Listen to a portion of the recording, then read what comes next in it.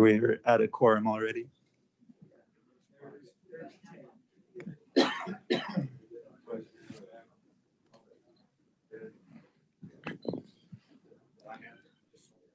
Okay, and Cindy, you're ready? All right, we'll go ahead and get started. Good morning, everyone. This is the Unified Fire Authority Board meeting, October 20th. It's 7:31 a.m. and I'll go ahead and call this meeting to order. So I would ask, if you're online, if you make your camera active so that we can see that you're participating online if you're in the board. So we do have a quorum. I'm not sure if everyone's present, but we do have a quorum. Okay. Cindy, have we had any public comments submitted in advance of today's meeting? Okay. All right, we'll open it up to the audience. Then if there's any public comment to be brought before the board. Sure, I have one. Go ahead. So once again, I just want to thank the Unified Fire Authority for your assistance with respect to the Ness Canyon fire in Mill Creek. So I want to thank UFA for your assistance for the Ness Canyon fire in Mill Creek.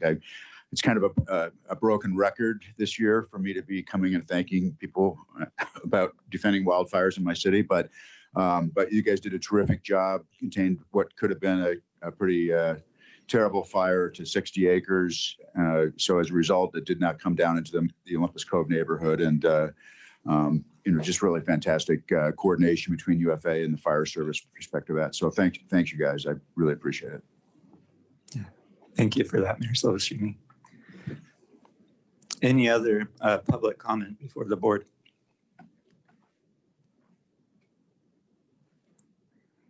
Okay, thank you. Seeing none, we'll move on to item 3 on the agenda, and that's the minutes approval for September 15th, 2020.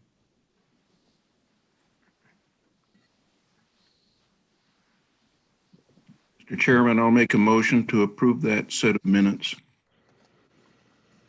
Jeff Silvestrini, I'll second. Okay, thank you. We've got a motion by Mayor Hale and a second by Mayor Silvestrini. And Cindy, can we go ahead with a roll call vote? Bailey? Aye. Bowen? Yes. Bush? Dolly? Yes. Hale? Aye. Henderson? Hall? Aye. Knoop? Aye. Overson? Yes. Perry? Yes. Peterson? Yes. Reberg? Yes. Silvestrini? Yes. Snellgrove? Yes. Sondak? Yes. Stewart? Yes. Westmoreland? Yes. Thank you. Okay, item 4 on the agenda, the review of September disbursements. Tony, I know there's not anything out of the ordinary, but I don't know if you want to comment on anything or just open up for questions. Yeah, no, Chair Perry, I don't have any specific comments, but again, as you mentioned, happy to answer any questions. Okay. We will take any questions for Tony, and if there are no questions, we'll look for a motion on the consent agenda. Mr. Chair, Jeff Silvestrini, I move to approve the disbursements. Mayor Overson, second. We've got a motion by Mayor Silvestrini and a second by Mayor Overson. And Cindy, can we have a roll call? Bailey? Aye. Bowen? Yes.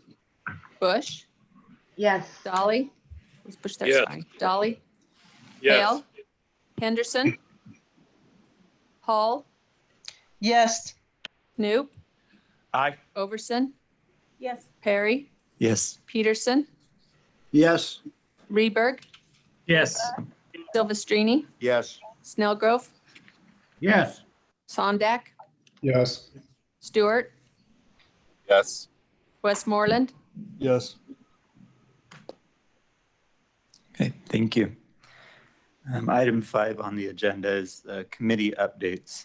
So we'll ask Chair, you have Chair Dolly, right? Yeah. Do you have any updates for Benefits and Compensation Committee, Chair Dolly? I don't at this time. Okay. And I do know that, we discussed the pre-agenda meeting that we will be reviewing the status of compensation review for market adjustment. I know that you'll be having that conversation later on still with staff, and that'll be brought back for consideration in January. So I know you can look forward to a little more discussion on that. Chair Silvestrini, any update for the Governance Committee? Yeah, so the Governance Committee met on September 22nd, and we discussed some board policy revisions that Brian is going to talk about on item number 6. And I'll just say that I think Brian's review is going to be somewhat more cursory than the committee went through. So, we went through every word and the whole thing, but and we're certainly willing to discuss anything with the board, but we kind of felt that we could abbreviate it based upon the length of the policies that we went through. So anyway, we'll get to that in a minute. Thank you, Mayor. All right, and Finance Committee Chair Stewart. Yeah, we just, we haven't had any meetings, but we do have the one on October 29th. So everybody that's involved in that has received that and should be aware of it. So I don't know if Tony wants to add anything to it, but it's just to review some amendments and adjustments. Okay. All right, thank you again. So that meeting's coming up on October 29th for the Finance Committee, as he mentioned. All right, so then we'll go ahead with item number 6 on the agenda. This is page 11 in your PDF document and tab 3 if you've got the binder. So I'll have Brian go ahead and start off this discussion on the proposed board policies. Thank you, Mr. Chair. So what you have is the initial draft of a board policy packet that we've been discussing for quite a while in shifting the overall structure of our policies from the existing structure is a bit intermingled between what I would consider board directed policies and administrative policies. So this is an effort to essentially extract out all of the policies that should be decided on a board level, sort of raise them up in their purview a little bit from the weeds and provide guidance to administration as to the board's directives on how things are supposed to work from a board to administrative level. And then the administrative policies will get more into the nuts and bolts of how those are actually accomplished. So most of these, I think all except probably 4 or 5, are not new policies per se. They are policies that currently exist in the policy structure for UFA. They're just in the broader group of sort of what's termed volume 1 of policies where they're, like I said, they're intermingled. So this is a different format than those policies, but it's an effort to, like I said, make them more board friendly instead of administration type of policies. So at the governance committee, we did go through these individually one by one.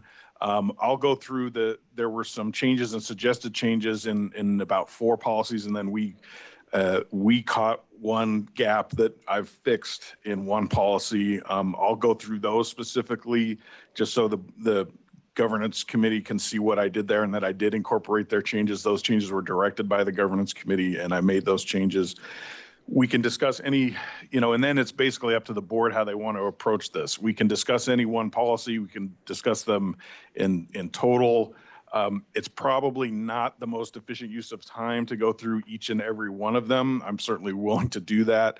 But we can talk about them in general and to approve them today, or we can talk about them and then put it off for one more meeting so you have a chance to digest them a little bit more. That's really up to the board how they want to approach that. Is that a fair summary of what we did at the governance committee? Yeah, that's right. And like I said before, a lot of these policies are already existing policies of the department. We did actually review each of them, at least, cursorily, to make sure that we didn't have any issues with those. And I don't know, I think we had a pretty good attendance at the governance committee meeting. So I think a number of us are familiar with this, and we just felt that in the interest of time that didn't make sense to go through everything. I mean, how many, Mayor Robertson, that was a couple hours at least that we spent going through this. So to do that at a board meeting, we certainly could do that. But at the end of the day, at least the members of the governance committee, and I think there's some others that were in attendance, were comfortable with what we did. So I just felt that that wouldn't be a good use of the entire board's time to go through everything word by word. So I think I will go through the changes that were made between the version the board or the governance committee recommended the board adopt, just so we can see those, and then I guess we'll just open it up to the floor for any comment or discussion. Let's see, the first change, and these are red lines. The red lines that you see in the document that you have are the changes between the recommended version and the current version before the board today. So the first one is on page 23, and this is the ethics provision. This change, the version that went to the government committee got kind of caught in a version control issue, and I hadn't included the change that was made by the board when the board adopted the ethics the ethics code separately, because we accelerated that particular policy. So this 24 is just a verbatim incorporation of what the board has already approved as part of the separate ethics provision, and it was the provision suggested by Councilmember Stewart. The next change is Chapter 3, Section 9, which is page 43. This was the one that our eminent policy guru, Bill, decided was a gap. And this talks about leaves, and there was no provision in here that talked about administrative leave. And so this is new language that I've drafted to recognize that for a variety of reasons, mostly having to do with investigations or disciplinary issues but also can have for rehab time or platoon transfers or something like that. We often put employees on administrative leave, and that's sometimes with pay, sometimes without, almost always with, but there is rare occasions when there's without pay. And so this just recognizes that there will be policies that reflect administrative leave as a concept. It doesn't really get into the nuts and bolts of it. But any questions on that? That's the new one that even the governance committee has not seen yet. So I'm certainly willing to expand on that if needed.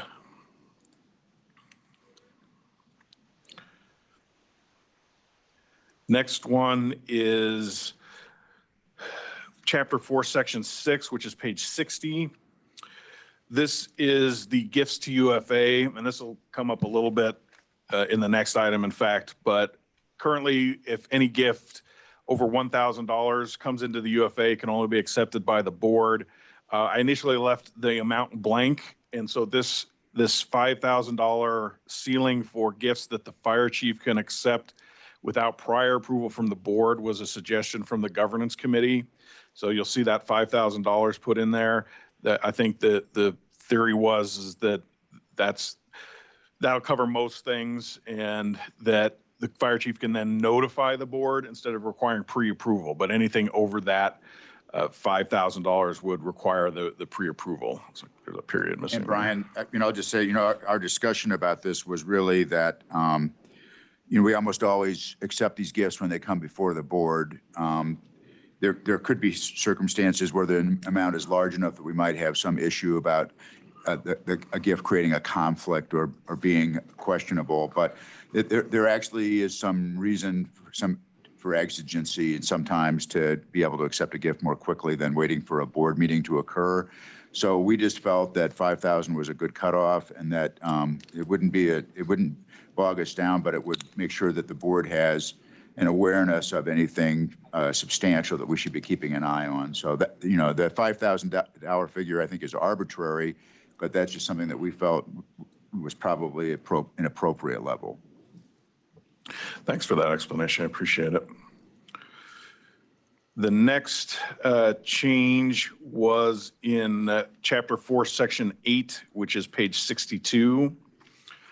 There's two changes here that I wanted to highlight. The highlighted provision are actually changes to state law. So that's not anything that we are changing with respect to policy. Tony can speak to this if anyone has any particular questions, but the state law changed as to how funding balance is reported, calculated, the time period. Am I getting that right? So that's why you have the current fiscal year and then the 25% of current year budget highlighted. That's a state law change. The red line is there was discussion as to whether we wanted to incorporate our general, I guess I'd call it a policy preference by the board to maintain an 8.5% of any adopted budget as fund balance.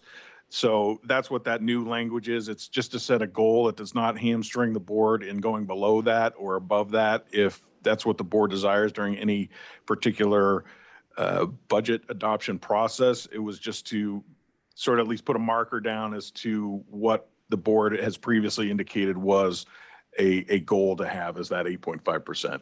Chief, you were particularly interested in this. Did you want to speak to that at all? I do. So what I wanted to say about this is that, our discussion as a committee was that we have had discussions as a board about that this is a target for fund balance, but, it's not written down. And we felt that if it's going to be a board policy, that it should be a written board policy so that it is, somebody can refer to it. New board members come on, board members come and go. But this way that it's memorialized for the department and it actually sets it forth in a way that is transparent, I guess. So.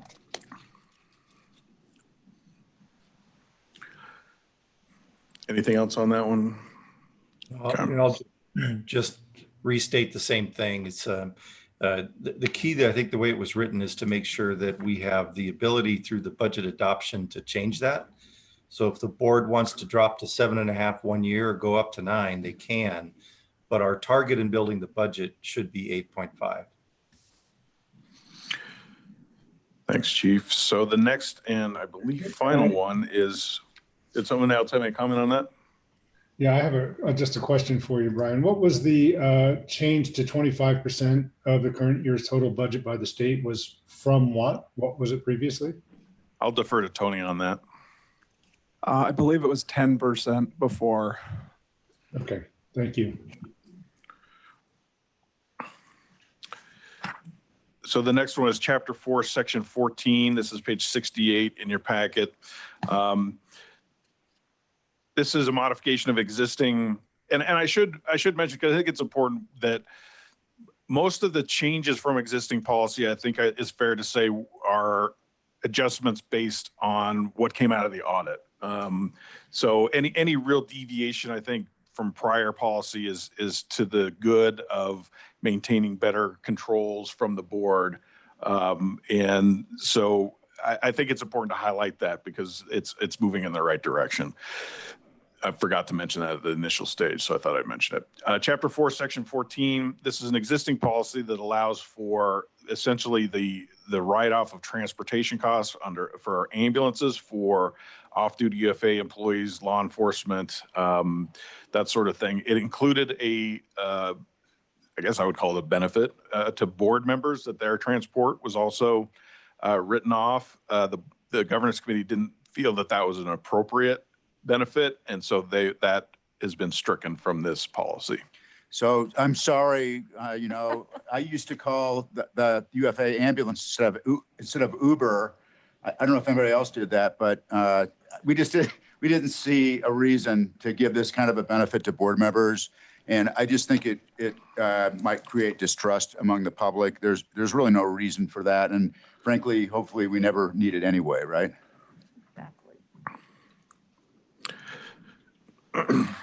Thank you for that. So that is it. That is the changes to the initial packet that the governance committee has recommended for adoption. So I'll just open it up to the floor or whatever process you want to take it forward from here or answer any questions.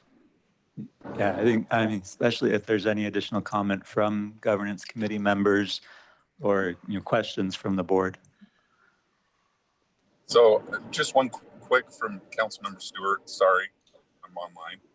But in section 3, which is actually on page 3, I think it is, I just thought because our last update was significant and it changed the way that we vote, I think we probably should note that the interlocal was amended in that section. That's the only comment I have.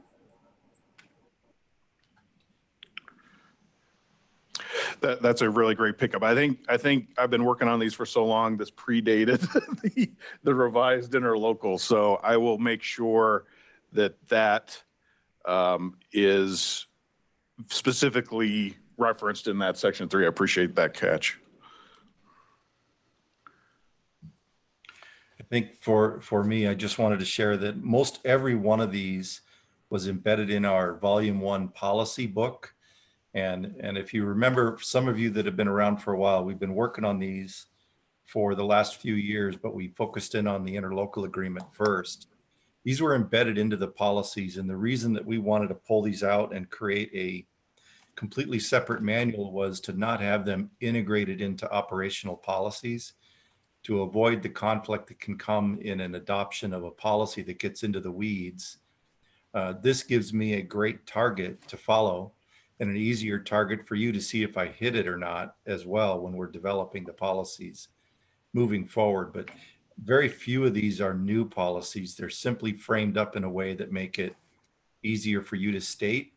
And nobody can adjust these policies except for the board through that process. And this will be a really good plus for us to make sure that you can hold me accountable for the org policies meeting these. So, Mr. Chair, based with the amendment that Councilmember Stewart suggested, as chair of the Governance Committee, I'm going to move to approve the UFA board policies as we've discussed. Councilmember Stewart, I'll second.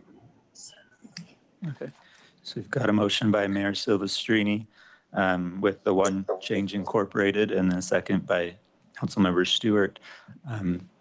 Cindy will go ahead with a roll call vote on that motion. Bailey, Aye. Bowen, Yes. Bush, Aye. Dolly, Yes. Hale, Aye. Henderson, Hall, Yes. Knoop, Aye. Overson, Yes. Yes. Peterson, Yes.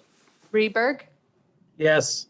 Silvestrini, Yes. Snellgrove, Yes. Sondak, Yes. Stewart, Yes. Westmoreland. Yes. So just to be clear, this is actually being adopted by resolution, just so the notes, I don't think we need a revote, but the resolution is the 10-2020A of 2020 that officially approves the adoption of the board policies, which was essentially what the motion was, but I thought the minutes should reflect that. Thanks. Thanks, Brian, for keeping us in line. Okay, thank you, everyone. We'll move on then to item number 7 on the agenda. This is also resolution 10-2020B. This discussion on acceptance of the annual Light the Night donation. And we've got Chief Burchett at the table here to go over that. Thank you, Chair Perry. So we're on tab 4, page 13. If you remember on the 9/15 board meeting, I asked that we preliminarily accept a donation from Home Depot so that we can take part in the Light the Night ceremony. That event did take place from September 27th through October 4th. All of our stations were lit with the red lights. We did a kickoff ceremony in Riverton at Station 124, and I'd like to thank Councilman Stewart for hosting that event. That's where we did the kickoff ceremony with the bell ringing to honor those 48 firefighters that lost their lives last year. So this memo is really with the intention of approving that donation officially. And then we had talked about accepting an annual donation, but with that change, the acceptance of donations up to $5,000, that's kind of unnecessary now, but I'll let Brian speak on that. Yeah, so we weren't clear if the board was going to actually adopt the new board policy packet in this meeting. So we had a bit of a chicken and egg problem. I don't even know if we need this resolution at this point. We may just want a voice vote officially sort of ratifying the prior agreement to accept the donation for this year's Light the Night, but the new board policy that we just adopted moots this resolution. So I don't know that we need the actual resolution. But just because we got the donation before, I'll make a motion to approve resolution 10-2020B to accept the annual Light the Night donation from Home Depot. Kathleen Bailey, I'll second. And any discussion on that? Is there any other comment? We've got a motion by Mayor Silvestrini and a second by Councilmember Bailey. We'll have a roll call vote on that. Bailey, Aye. Bowen, Yes. Bush, Aye. Dolly, Yes. Hale, Aye. Henderson, Hall, Yes. Noop, Aye. Overson, Aye. Perry, Aye. Peterson, Aye. Reberg, Aye. Silvestrini, Aye. Snellgrove, Yes. Sondak, Yes. Stewart, Yes. Westmoreland. Yes. Okay, thank you, Chief Burchett. Thank you to staff for putting on that event. That's awesome. We'll go then to item number 8 on the agenda, the quarterly financial report under tab 5 and page 17 of the PDF. I'll ask Tony to go over. All right, thank you. Well, sorry about that. Thank you, Chair Perry. So this is your first quarter look at the quarterlies for UFA. Starting on page 17 is the revenues, and you can just kind of glance through those and pretty straightforward.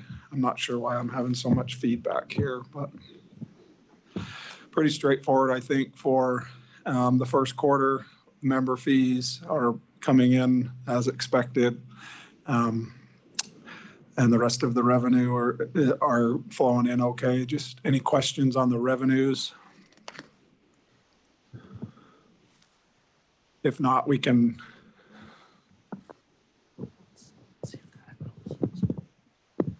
trade out my microphone. If not, we'll move to the next 2 pages. Those are the expenditures for the general fund, again, for the first quarter. I will just note on the salary and benefits section, we've only captured payroll through September 25th. And so especially with our operations staff in the 24-day cycle, we're not showing that we're 5% under expend through the first quarter. We just don't have all of the payroll in because of timing for the first quarter. So yeah, we're not under expending at 5% a quarter on our salaries and benefits line. But that's the bulk of the expenditures there are the salary and benefits. And then you can sort of glance through all the detail of all the other expenditures. Again, I don't think there's anything of worry or anything of note, but happy to answer any questions about the expenditures for the general fund.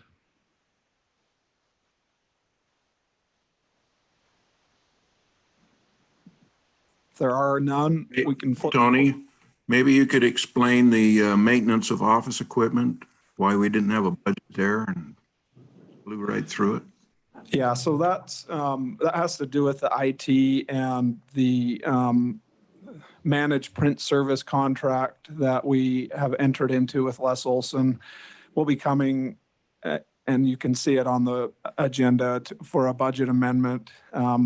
These costs were just budgeted in a different line, but when we entered into a contract with them to maintain our printers, it fit best in this in the maintenance of office equipment line, but the budget in, I think we had it in office supplies or something like that. So we'll be coming and won't be asking for any new money, but just moving money to get it in the correct accounts moving forward. So, but that's a great question. Thank you. Just one question for you, Tony. The negative numbers in the expenditures, is that carried over from the previous year's budget? Yeah, thank you, Mayor Sondak. I actually had a note at the top of my page to mention that first, but skipped it. Yeah, you'll see some negatives in there, and that's exactly what it is. We have some encumbrances that are sitting in the accounts since we're so early in the year at this point. Once we officially close out FY 19-20, finish the audit, those encumbrances will be closed out and flow to into the current year and clean up those negative numbers. So yeah, so sorry I missed that. Thank you for that question. Yeah, thanks. If there are no other questions, we can just flip over to our other 4 funds, starting with the Wildland Fund. You can see how they're doing to date. It does, of course, look like they're negative 400,000. Again, that's a timing issue. We're collecting all of the state reimbursements as we speak, and we'll be submitting those over the coming weeks for reimbursement for the work that's been performed. I know it's been a very busy wildland season, and so we're looking forward to having that revenue come in and see where that fund ends up for the fire season. And then the next page is the EM fund. Again, that will have some pretty large numbers in it as well because of the COVID activation in that fund. But as we move through the year, we'll be, as we did last year, bringing some budget amendments with CARES funding from Salt Lake County that will cover the costs that we're seeing in the EM fund at this point. And then I'll quickly we can look at the last 2 funds and then I can answer any questions on the 4 other funds. The Fire Capital Replacement Fund, the budget's there. We've really only made 1 purchase out of the fund so far this year. We purchased the lifts for logistics. That's the $74,000 expenditure you can see there. And then in the EM capital replacement, we have a expenditure with no budget, but that was the purchase of 2 trucks. We received preliminary okay from the finance committee and from Salt Lake County to move forward with these purchases, and we'll be receiving CARES funding to reimburse that cost. So those are the 4 other funds. Again, happy to answer any questions the board might have on any of those funds as well.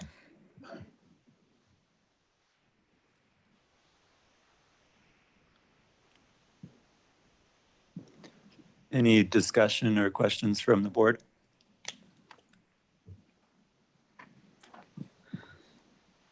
So, Mr. Chair, Jeff Silverstone, I'll make a motion to approve the quarterly financial report, including the list of expenditures for the last quarter as presented. Kathleen Bailey, I'll second. Motion by Mayor Silvestrini and a second by Councilmember Bailey. There's no discussion on that motion, then we'll have a roll call vote. Bailey, Aye. Bowen, Yes. Bush, Yes. Dolly, Yes. Hale, Aye. Henderson, Hall, Yes. Newt, Aye. Overson, Yes. Perry, Yes. Peterson, Yes. Reberg, Yes. Silvestrini, Yes. Snellgrove, Yes. Sondak, Yes. Stewart, Yes. Westmoreland, Yes. Okay. Thank you, Cindy, and thanks, Tony, for that overview of the quarter. Move on to item number 9, and this will again be Tony. This is a discussion on CARES funding updates. Perfect. Thank you, Chair Perry. Before we jump into the memo that's in the packet under tab 6 on page 23, I just wanted to provide the board a quick update on the $630,000 that the board members, the cities and townships and towns provided UFA for the additional COVID-related costs. Remember, we talked about that probably 4 or 5 months ago. We've received almost all of the money from the entities, just a couple of outstanding entities left to provide us their portion of the funding. But the 630,000 we've spent through the fiscal year ending on June 30. We have spent about $370,000 of that 630. 149,000 was spent on the incident management team. So that was the group of employees that were brought together to help develop a plan for UFA on how we would serve our residents with COVID and how we would protect our employees. And so that group, they spent a lot of time early on back in March and April. And so we had quite a bit of cost there. Their time has slowed down now. At this point, it's more just maintaining the plan. And so there's quite a bit of cost there early on, but that's sort of leveled off. We've spent about 30,000 on backfill for those who are out on COVID leave. So if an employee tests positive or if their family member does and they've been exposed, then we put them quickly on COVID leave so that we can protect our other employees.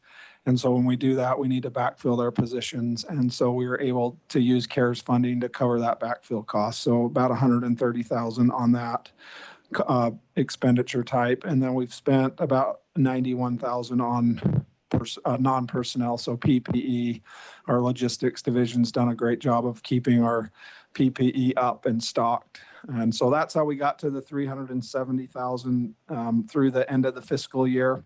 That leaves us with about 260,000 for July through December.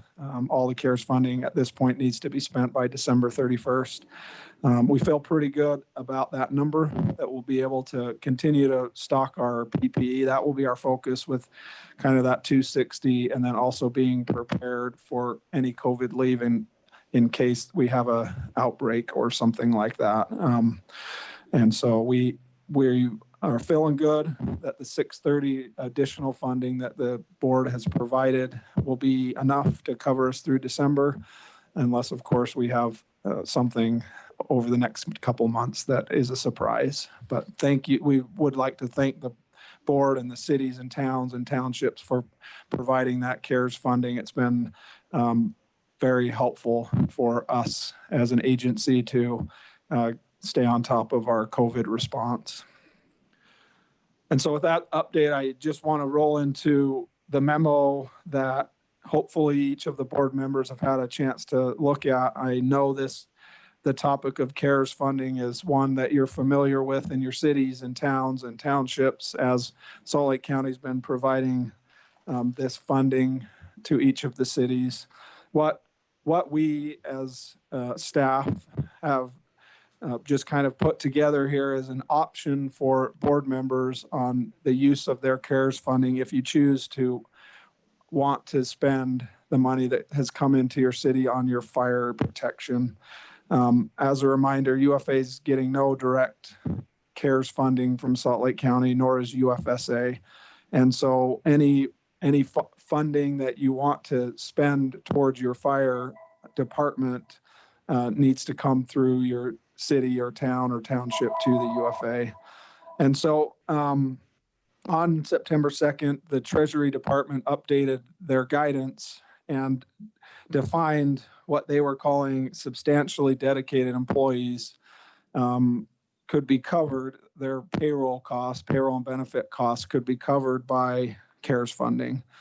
And so that was a change, an update to the guidance. And so what we've provided here, again, is just a framework for a discussion and an option for your cities and towns and townships to provide for the substantially dedicated UFA employees. We completely understand that we need to be careful with our interpretation and shouldn't just say 100% of fire costs can be covered by CARES. And so if you flip over to the second page, what we have put together is a formula that just says, okay, the staff members who are on the trucks and engines, those are really the ones that are out with the patients that are providing the care to the COVID employees.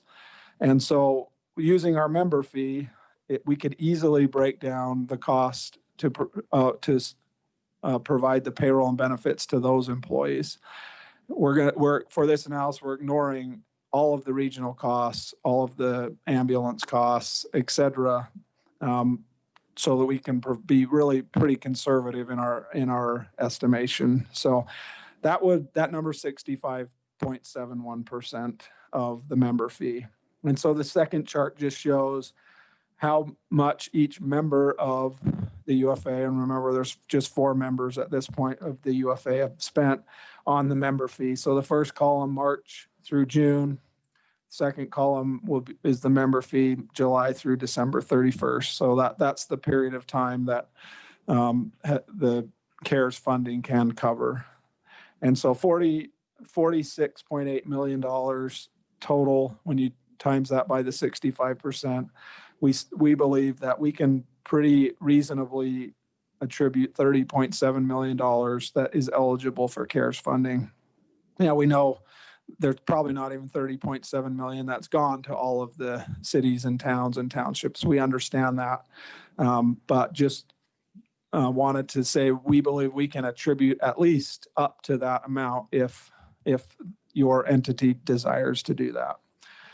And so that's kind of a quick overview. And really, I think at this point, we're just hoping for a discussion from the board. I'm assuming most of you have had these discussions in your entities, and I think it would be of value to have a discussion and see what, if anything, you would like to do towards UFA. Go ahead, Mayor Celestrini. So, Mr. Chair, thank you. So, Tony, thank you. I appreciate the breakdown on this, and I don't have any problem ratifying the amounts that you determined that relate to wages or benefits of UFA employees. And I think under the guidance that was issued on September 22nd, that there's a presumption that entities that pay first responders can use CARES money to reimburse themselves for those amounts.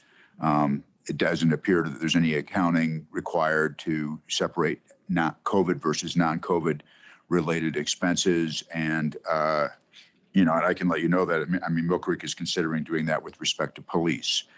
The concern I have, and the only reservation I have in terms of ratifying this, I have no problem ratifying the numbers, and insofar as they go to the contractor member cities who pay from their general fund to pay for fire directly.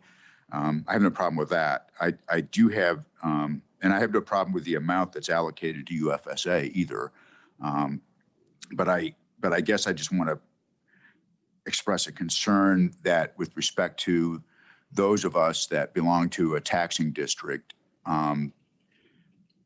our municipalities are not paying anything for fire service directly. Our residents are paying that through a property tax that is levied by the taxing district. So, maybe I can be educated on this and I don't know if members of Civilisa have had any kind of different legal opinion on this. And I know we'll be talking about this in the UFSA meeting as well. But I have some problem with the idea that Mill Creek could backfill budgets for what is spent for fire, given that Mill Creek doesn't pay for fire. Our taxpayers pay for fire directly out of their property taxes through UFSA. It's not even through UFSA. UFSA is the taxing district, but I don't know. I guess maybe the money is collected by UFSA, and then UFSA writes a check. Tony, I have some concerns about this as well. Our township attorney and I spoke about this yesterday about exactly how we would do this, being a part of UFSA and this being collected from property tax. How exactly would this work if for example, Kearns were to pay, which we don't have a problem with this. I think this is absolutely reimbursable and this is something that we could do. But again, this comes from property taxes. So are we backfilling this? How would we do this? How would we justify this to taxpayers when we are still collecting these taxes at the end of the year? I'm not sure if I'm comfortable with that, and how would we justify that? Yeah, I guess my point is just, I think this is going to be a decision made, individually by each municipality about whether to do this or not. And I'm just, and I don't know, Brian, I don't know if you looked at it. I don't know if any, and we'll ask Rachel this too, I guess, but that's my only concern. I have no, but in terms of what we're doing here today, in the UFA board meeting, I have no problem in ratifying the amount that Tony has determined that is attributable to each of the members of UFSA. I just have the problem with the next step, which is, as a member of UFSA, can Mill Creek, for example, allocate CARES funding or justify allocating CARES funding when we haven't actually paid the fee to UFSA? Thanks. Mr. Chair. Go ahead, Mayor Overson. I express the same concern as Mayor Silvestrini and as mentioned by Mayor Bush. I'm just trying to understand this in my head, and as we're talking internally with our city, we have the same issues and not sure what the correct approach is here. I will agree with you. I think that this passing this resolution today is not an issue, but how we actually do that and justify it as a member of UFSA. And we will have that discussion in the next meeting, but still it's very jumbled in my mind. So this is Council Member Stewart. I also have the same concerns in our city. We were having the same discussion. Is with the way UFSA is formed, that does create a tax and then additional. And so the individual cities should decide how they best reduce the burden based on the individual city. Thank you. If I might just share a couple things related to this. One of the, I think these are really good dialogues. The direct members is much cleaner, like what was identified. Mm-hmm. One of the discussions that I think is going to be important is you take a service area like UFSA, it's the same burden that CARES is supposed to help kind of manage for those that are funded through UFSA versus those that are funded directly through their city budget. It's a dialogue to potentially have with the county more about the fact that these special service districts, such as fire and police, it would be much easier if there was an opportunity to fund those directly to the taxing authority using CARES fund from the county to them, because it does end up helping your residents. It's just the process that's the challenge. Helps your residents by offsetting some of the costs that your residents are currently paying. It would give some relief in the same way that a city fire department or the same way that Holiday could get some relief from this, but it creates this middleman that doesn't make sense in the process of those funds. I don't know if Mike Reberg can comment on some of the dialogue that's gone on in this area. Well, I think that's probably a legal question, whether or not CARES funding can go straight to a UFSA or a UPD. But what I guess I have a question. I've got a couple questions, and Tony, you and I talked about this when we were on the phone last week. Is it the idea that in some fashion, each entity that participates will get some sort of reimbursement back? Because I think, Tony, when we talked about that, we thought that might be a challenge, and it would be just sort of funding would go into UFSA's fund balance. Have you thought more about that, or? Well, I think that would be the only way for it to work. I mean, I don't see it. I know there's an extra step in there which complicates it. I totally get that. But but a direct member like Cottonwood Heights, they can attribute whatever they choose towards CARES. I mean, they're not going to reimburse their taxpayers the taxes that they're collecting already in a month. But the money comes into their accounts and it sort of boosts their general fund and their fund balance, and then that helps them moving forward. I envision it very similar for UFSA. Again, I get it's an extra step and a little more complicated, but the money would just come in.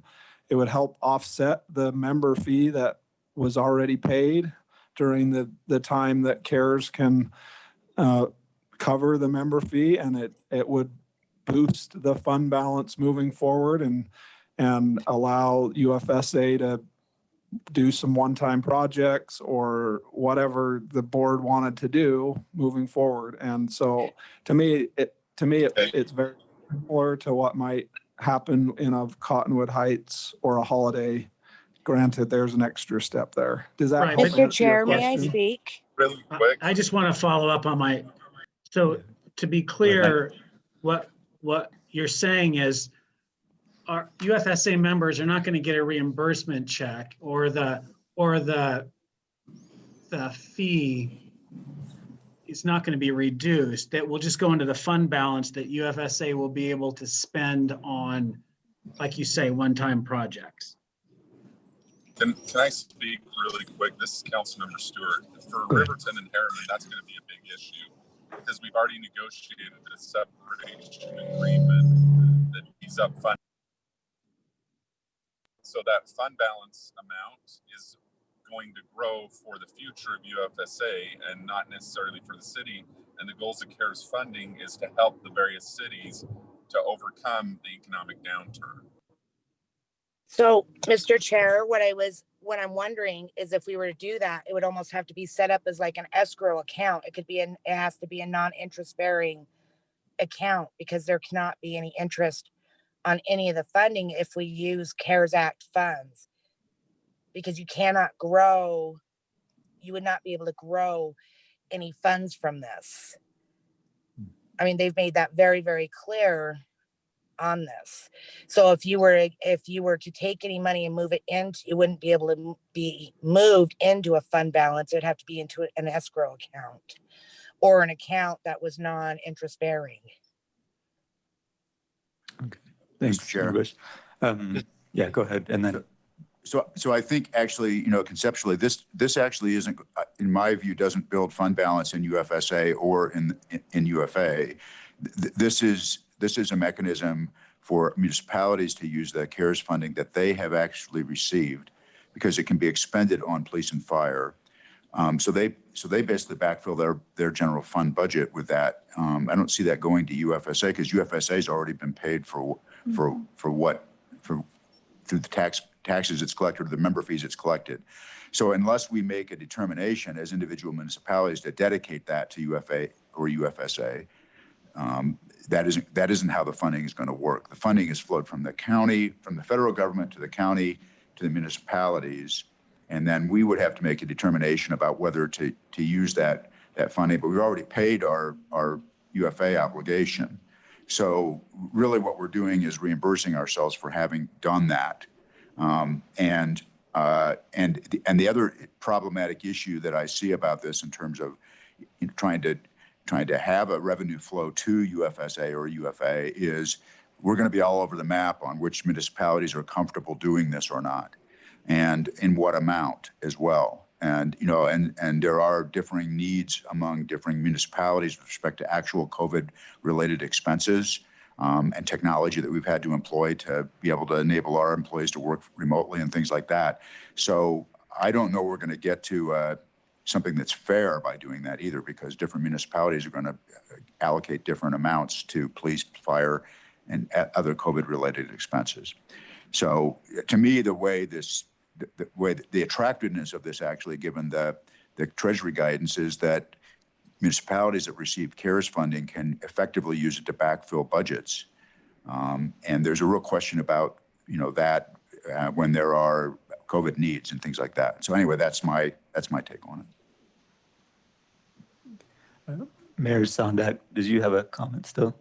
Gonna skip over you. Yeah, thanks. Thank you. I just wanted to ask the number that is available to Alta exceeds our total CARES receipts.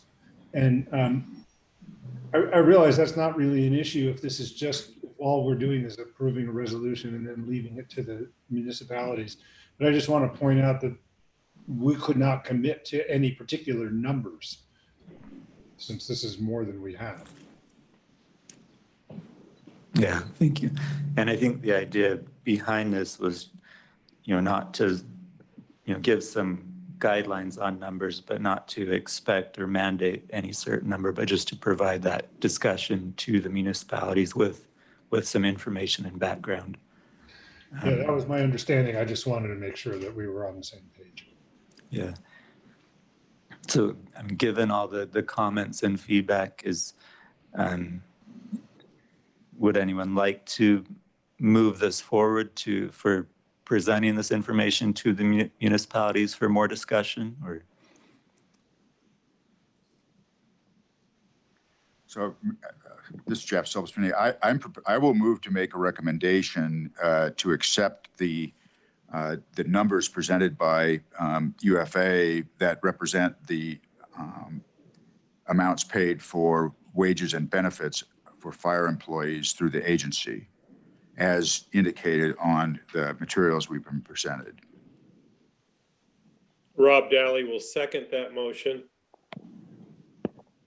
Okay, so we do have a motion by Mayor Silvestrini and a second by Mayor Dolly, and we'll have a roll call vote on that. Bailey? Aye. Bowen? Yes. Bush? Yes. Dolly? Yes. Hale? Aye. Henderson? Hall? Aye. Knoop? Aye. Overson? Yes. Perry? Yes. Peterson? Yes. Reberg? Yes. Silvestrini? Yes. Snellgrove? Yes. Sondak? Yes. Stewart? No. Westmoreland? Yes. Okay, thank you, everyone. So I think that just allows more discussion to continue with that. It doesn't lock us into anything at this point, but just allows that discussion to continue.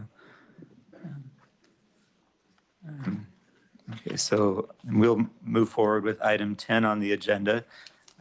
Tony mentioned that we'll need, a public hearing with some budget changes, and this is that item. We'll consider the date of November 17th, 2020 for a public hearing for comments and consideration on proposed amendments to the 2020-21 fiscal year budget. I move to set the date, Jeff Silverstream, I move to set the date of November 17 for a public hearing to receive and consider comments to the proposed amendments to the 2020-2021 fiscal year budget. Mayor Van Bush, Canoop, I second. Okay, I've got a motion by Mayor Silvestrini. I'll take Mayor Canoop as a second, and we'll have a roll call vote. Bailey? Aye. Bowen? Yes. Bush? Aye. Dolly? Yes. Hale? Aye. Henderson? Hall? Aye. Knoop? Aye. Overson? Yes. Perry? Yes. Peterson? Yes. Reberg? Yes. Silvestrini? Yes. Snellgrove? Aye. Sondak? Yes. Stewart? Yes. Westmoreland? Yes. Okay, thank you. Item 11 on the agenda. This is a discussion on the process for fire chief and chief legal officer job performance review. This is discussion for the board, but in the past, when we've had yearly review for Chief Peterson and for Brian, we've had closed session to meet with direct reports, and we've had other ways to evaluate their performance. So it's that time of year again where we need to look at that, doing that performance review for both of those positions.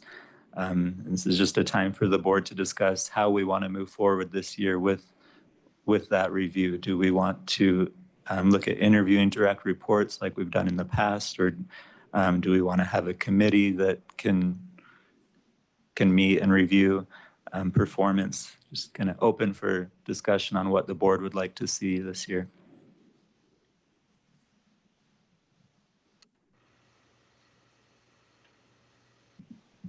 Go ahead, Mayor Silvestrini. Well, Mr. Chair, I think that the process that we've used in the past, where we have direct reports, is an educational experience for the whole board, in addition to being useful for reviewing the job performance of the chief and the chief legal officer. So I think that's a good process. And, you know, I mean, what we've done is have that in a closed session, and then to meet with the chief and the chief legal officer in a closed session to give them that feedback. And I mean, I support that, just because I think in terms of talking to the chiefs in the department, we learn things. So I think that's useful. Thank you. Any other thoughts on that? I mean, I would agree that that's been useful in the past to get that feedback.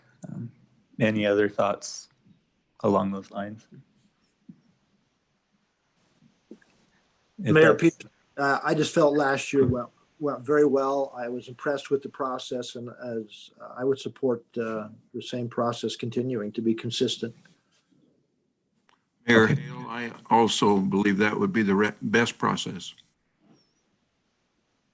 Okay. Chair, Mayor Knupp, I agree. What's the timeline on this?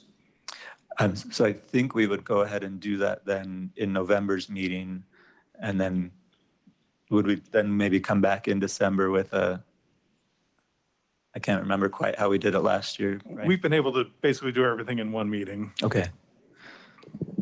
So we could do that in November's meeting, and we would just schedule in advance the reports we want to meet with in closed session. And That's right. We kind of two-stage it. We do the closed session with the feedback back and forth, and then we have an agenda item after that specifically addresses whatever the board wants to do at that point. We can split it up if you want, but I think last time we did it in one meeting. okay. So who decides, sorry, Mayor Knupp again, who decides who we interview? Who decides who the direct reports are that actually come and present? Brian, do you know how? It's up to the board. I mean, I think typically we've gone one level down in the org chart, but it's really open to whoever the board wants to hear from. It's the board's process for Everyone on that level? Yeah, Okay, I'm good with that. That's what we did last year, unless I'm misremembering. I would just hate someone. You're accurate. We did also include a couple of the leadership team from the labor group as well. So it was the executive direct report team and the labor group leadership. Okay. And I definitely want to hear from all those people again, particularly the labor group. Okay. Yeah, so I think then what I'm hearing is we would continue with the process similar to what we had last year. We'll meet with that first level, the executive group, those direct reports, and then also the labor group. So do we need to direct, I guess, staff to have those people available next month to meet with us? And if everyone's on board, we'll plan for that next month. We'll make sure that happens. Okay. All right. And no other discussion or questions on that? Okay. Thank you for the feedback. We'll go ahead and plan for that next month then. So item 12 on the agenda is the fire chief report, and we'll turn it to Chief Peterson. I'll hit A, B, and C pretty much in one report. On our ABL, this is where the closest unit is responding in the engine and truck category. We're having a lot of time on our border right now where the very closest engine is going to the scene, but the ambulance might be from the home agency response. We're seeing it across the board, kind of back and forth. We're definitely working closer with our neighbors in a good way. As an example of the benefit of this, it could be a West Valley engine and a UFA ambulance on the west side of Kearns picks up a medical aid, but then engine 109 remains available for the next call that might come in that area. That's happening back and forth in that space. The mutual aid report is designed to capture the amount of hours a unit is committed to a neighbor back and forth, the amount of people hours. So a 4-person engine versus a 2-person engine makes a difference. And then the number of times that occurs. That report is going to be available in the early part of November, and we'll start tracking it with an email basically to us monthly, and then we'll be able to look at this in more detail. We're trying to keep everybody at the table for 6 months, experience it, because in the end, the community will win. And then we just need to look at the imbalances and make sure that those are accounted for. We know there's potentially going to be some imbalances in certain parts. West Valley is probably going to help us more on that west side of Kearns, but we might help West Valley in other areas to balance that out. In November, I intend to send out a message to all of you, both you personally and maybe your city manager, to sit down and I want to talk about the numbers that are impacting your specific city if you want to. I think it'd be helpful. But again, my goal is let's let it go for 6 months, because it really makes this $5 million product work for us most effectively when resources are moving all over the area, getting picked up for calls pretty quickly, and it allows for us to maximize that use. But I think it's important that all of us understand where that fits in this. But you'll see that invite, and any one of you will have those data numbers that'll come from UFA to neighbors and neighbors to UFA. Versaterm, realistically, very few problems have occurred. And honestly, I think it was the staff at UFA between BC Escardi is kind of like a savant when it comes to CAD items. He's pretty amazing in his knowledge of the area and a knowledge of the system. Ginger's done amazing work. Dusty, Justin Waters, Les Olson have all made a good difference. And then the staff at VEC and the staff at Versaterm did really well. But honestly, we were never a victim to this process. We've stayed out in front of it, and it's a pretty massive change. I know that Councilman Stewart is looking for that sit-down meeting, and just know that all of you will get an invite, and we'll make sure that fits. Any initial comments or thoughts before I move to the last item? Okay, very good. Staffing and overtime. We are doing a good job of maintaining our staffing. The COVID impact continues to hit us, where not really anything internal, but we end up with, I think we have 19 people that have tested positive, but we have a lot of people whose family, friends, neighbors that they're close with test positive, and then we have to pull them off shift for a few days while we get them tested, make sure that we're okay. We've been having anybody that's got symptoms similar, we've sent home and then tested, but we've maintained our seats every day without any serious problems. We are doing some mandatory staffing here and there, not an incredible amount, but we are averaging a little bit less in constant staffing this year than last year because of the overhires that we ended up with starting in the last academy, which has been positive. We're continuing to run with overtime, time and a half really, for everything extra because of the peak demand and the need for the staffing module. It helps me reduce the amount of times that we're actually going to call mandatory overtime, which is something that's on our ability, but I want to use as the least amount possible. But what we have also experienced is the vacation sellback concept that we implemented last year. 15% of all our constant staffing shifts this year have been through this vacation sellback, which is paid out at straight time, which is a good thing. Some of that is because people's vacations were canceled through this year. So we don't think that it'll stay at the peak of 15%. But as I monitor this, one of the things that I'm going to bring up in the next few months will be the idea to make time and a half more of a permanent situation instead of a temporary mode because of the desire that we've got for maintaining our seats, the focus on the overtime budget, which is tracking well this year compared to what it's been in the last few, and all of our desires to make sure that we fill all the seats with the fewest amount of mandatory staffing that we can make happen. But I'm watching that closely, and I just want you to watch for that dialogue going forward. I'm also going to look at probably, instead of 6, probably go to 9 overhires this year. I'll make that decision here in the next few weeks. We have a lot of people more people retiring than we anticipated. Our academy now is going to be a number of 30. And so it may end up being 33 when we're done, or with any other retirements that come. People haven't slowed down their ability to retire, so that 9 would allow us to staff up fuller in the summer months and keep our budget appropriate. Any questions on that? Great, thank you very much. Thank you, Chief.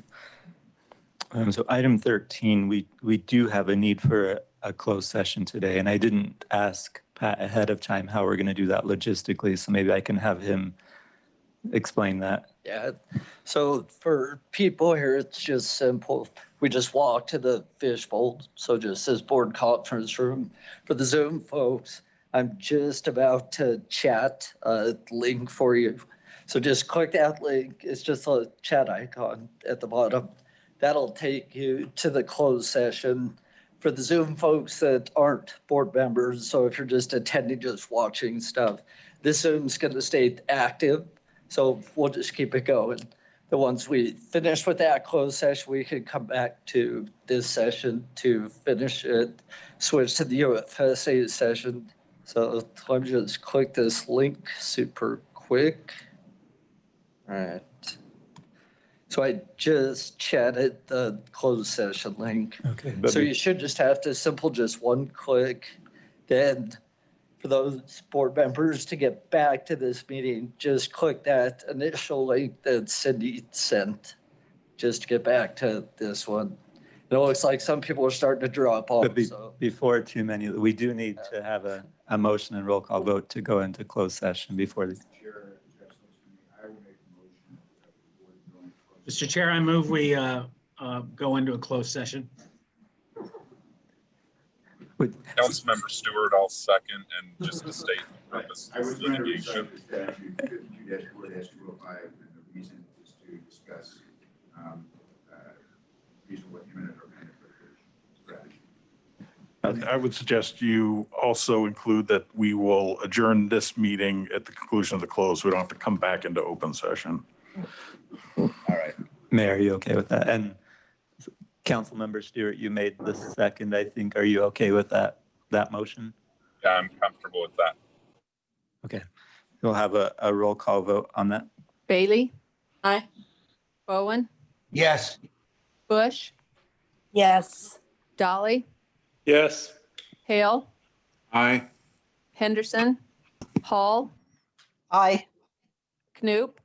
Aye. Overson? Aye. Perry? Aye. Peterson? Yes. Freeberg? Yes. Silvestrini? Yes. Snellgrove? Yes. Sondak? Yes. Stewart? Yes. Westmoreland? Yes.